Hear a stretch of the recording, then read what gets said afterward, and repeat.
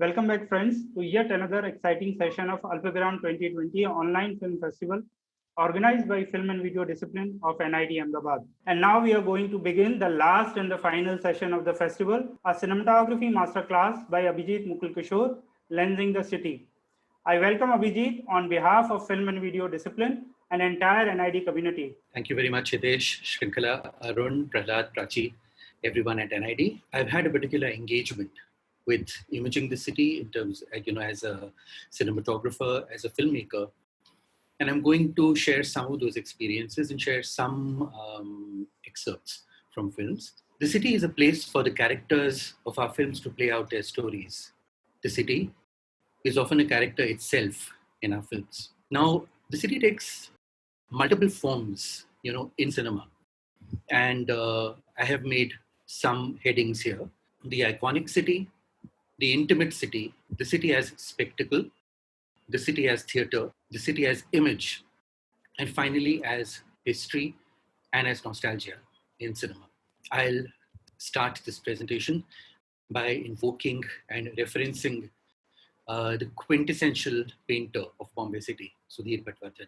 He, as a painter, painting the industrial landscapes and community life of the citizens of Bombay across class, changed modes as he progressed, especially in the last 2 decades.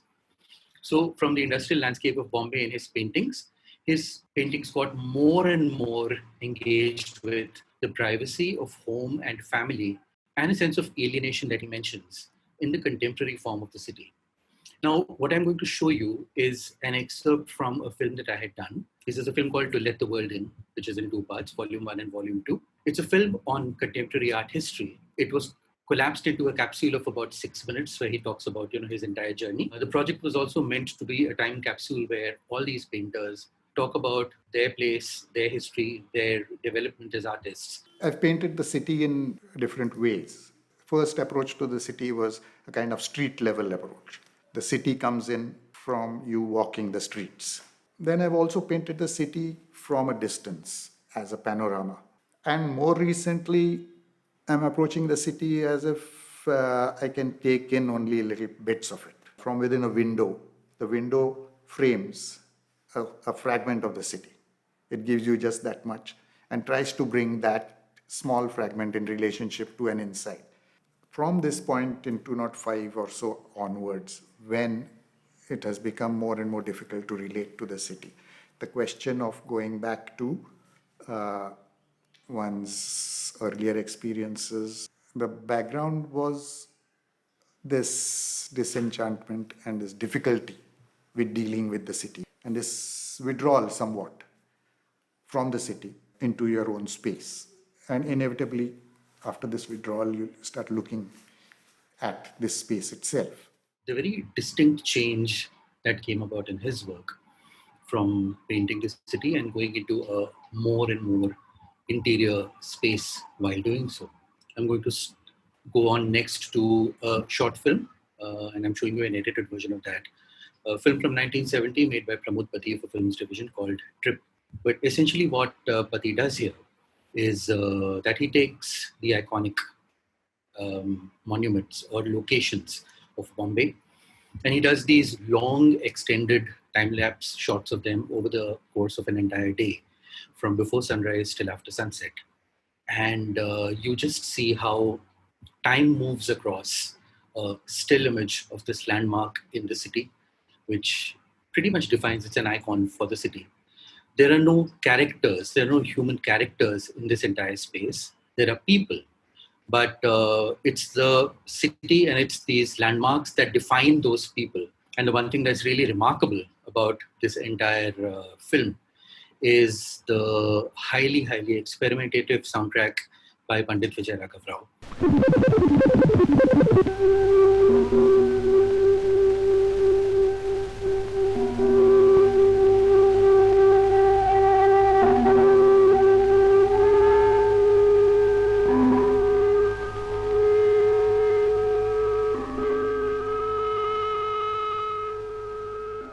This city pretty much as nation here, where you define the city and like the nation, and everybody else in it is defined by the place where they're born, the place where they live.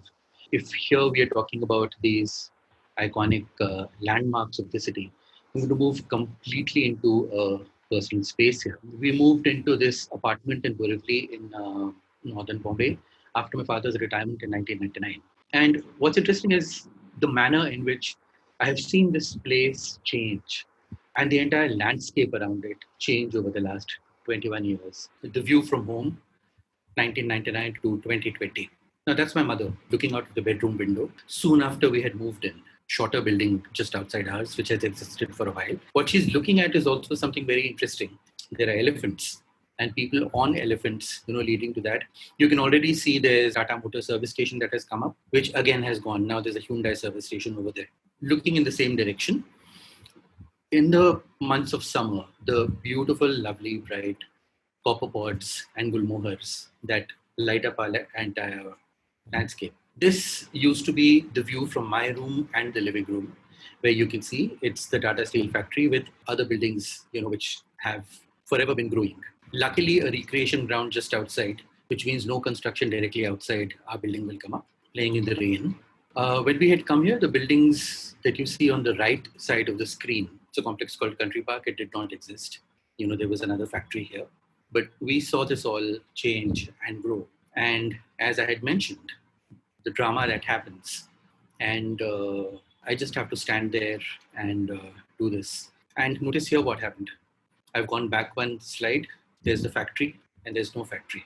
So Tata Steel comes down. You can see JCBs and bulldozers there. It's been flattened out. And of course, all this happened over a period of time. I've just chosen 2 slides where it's there and it's not there.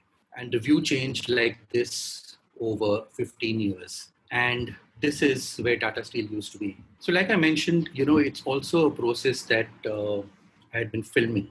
Those excerpts have found ways as little sequences in some films that I have made. The changing landscape of people working, of laborers. The city is built by young male migrant bodies for us to live.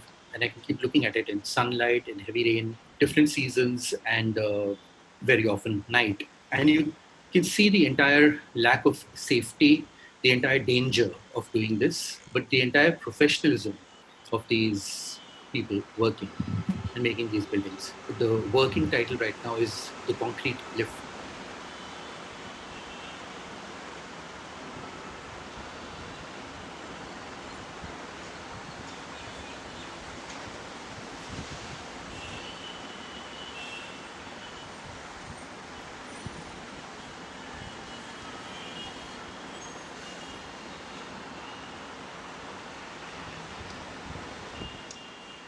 And this leads to the next short excerpt of buildings that you have seen in my earlier stills.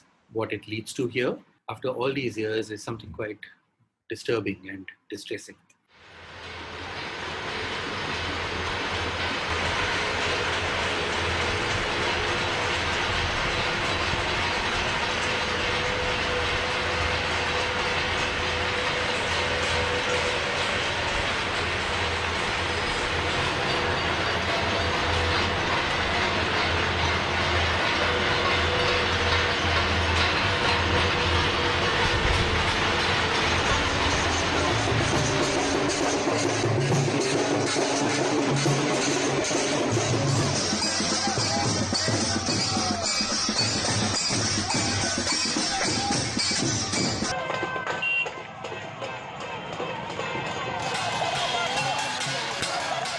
After 21 years of looking at that landscape, and then on the 22nd of March, what it leads to afterwards is complete idiocy, which is suicidal. So it's a different kind of an iconic image of a city. Here you have people with handheld cell phone devices, who are making these videos. And because of the content and because of the nature of what's going on over there, become very disturbing, iconic moments and images, for us to live with. There was this project, that I was a part of, which was held in multiple locations in China in the year 2011. And many years later, I returned to those locations to make a film, about the idea of how cinema brings these images of different cultures to us. So the sequence that I'm showing you here is from my film, which was made many years later, completed in 2016. The film is called Electric Shadows. Now, Electric Shadow is the literal translation of Dian Ying, which is the Mandarin term for cinema. It starts in the city of Shanghai. Now we know that at some point of time, and it's almost 2 decades ago, that there were aspirations for Bombay to become like Shanghai. That entire image objectness of cities and the entire facade is what the people in the film are deconstructing here, while we also revel in that entire drama, that entire theater of the city playing itself out for you. You just get the materials from the past and use the for to design it, to sell it, to consume it. Do you think there is a sort of similarity between the Shanghai of the 1930s and the Shanghai of today? Yeah, I think so, because that time Shanghai is a capitalism center of Asia, international city. You can find some very similar way, because I think now we are in the capitalism time, and I think we are the most radical capitalism times, even more than European and India, I think. Shanghai just the image object, I think, just like this, just like we think about Hong Kong. Because that time, old Shanghai, we have got the film industry, music industry, Art Deco buildings, landscape skylines, the Bond, the shopping malls, the amusement park. We created the images.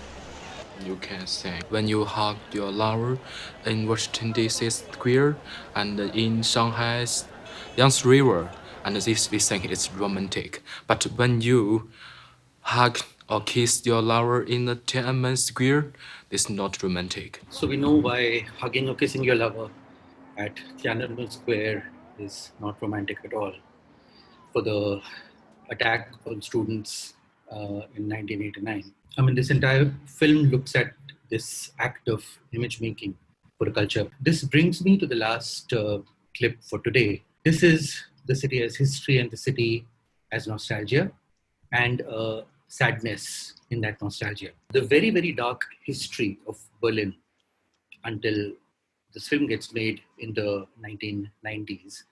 And the film reflects on it, and we all reflect on it collectively after the fall of the Berlin Wall and after German reunification. This film, which is the Brothers Kladanowski or A Trick of the Light, is a very warm and sentimental, nostalgic, of course, semi-fictionalized, and Wenders throws in this entire fictionalized narrative of their failed love lives or love interests and so on. And it keeps moving between recreations of their old films, into which they introduce a fictional character of Max's daughter Lucy, who is a little girl in these films, but also in Wender's films, she's a very old woman who is being interviewed and has a great sense of wit and sharpness while she looks at what Wenders is doing 100 years after her father was inventing these devices. What's happening in this sequence is that the fictional characters from 1895 get into a horse carriage and start driving around contemporary Berlin. So it switches between color and black and white, old film and new film. And it's almost as if you're living that entire century in one go. You're looking at the entire Nazi Holocaust. You're looking at the division of Germany and the entire recovery until the very, very pained and dark history, until reunification and looking forward to building a new city. So, like I said, a city film, a cinema film, a cinema centenary film, and so on.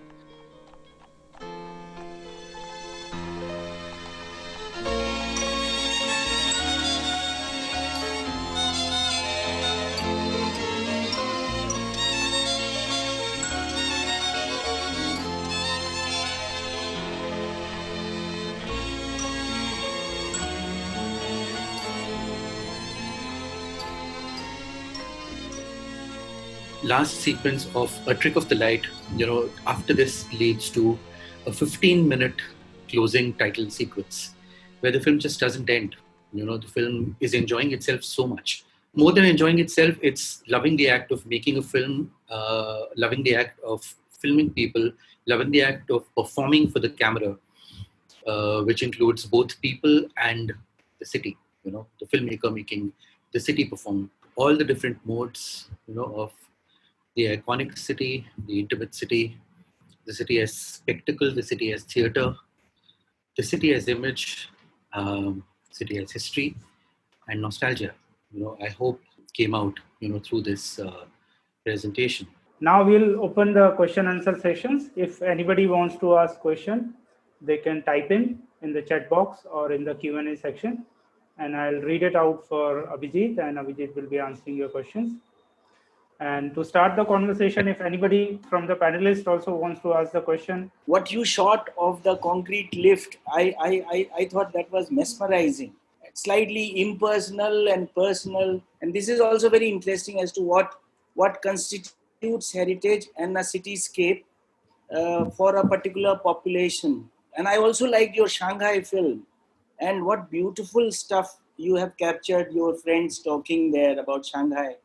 It's an image of an image, and they are selling images, and it's fascinating. I have been to China several times, and generally the Chinese are reticent to talk about such matters on camera. And in fact, they destroyed Beijing by destroying all the old hutongs, and then they rebuild in the image of what they destroyed, which is what is even more stupid. Thank you so much. Thank you so much. Thank you. Or keeping the hutongs as a relic from the past, as almost in this museum, format, like keeping a tribal village or keeping, a theme village, where you get a taste of a romanticized but museum version of a past. My question is about the quest journey of observation that lensing in the city offers. What does observation mean to you with or without camera?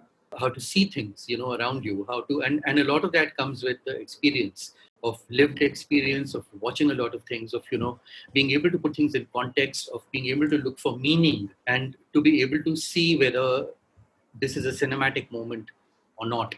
About concrete life, how does one treat sound in such a scenario? It's a work in progress, and there have been different edits and different versions that have been shown at different places. But, at some point I need to be able to get down to it and put it together. So that needs to happen, and the sound will come out of that form, really. There's absolutely no end to what one can do with sound in a situation like that. You can go completely abstract, you can go completely realistic, you can go surround, you can go atmos, you can do all of that.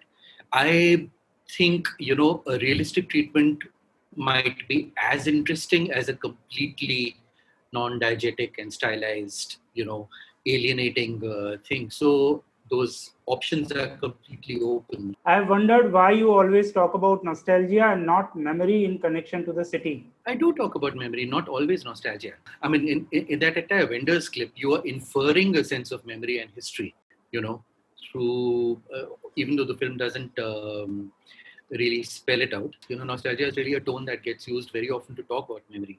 So if you have seen Nostalgia for the Future, it gets tinged with maybe a sense of reflection more than nostalgia, is what I'd say. How did you negotiate your location position as an insider, outsider, as the person with the camera while shooting the city? That insider-outsider relationship is something that, I don't know if you've seen some of my earlier films, where there are these sequences of people looking straight at the camera, which means through the camera, they're looking at us, and through us, they're looking at the audience. And you have the power of wielding a camera and of telling stories on behalf of other people or about other people, of representing them. But put people at ease, and I never tell people not to look at the camera.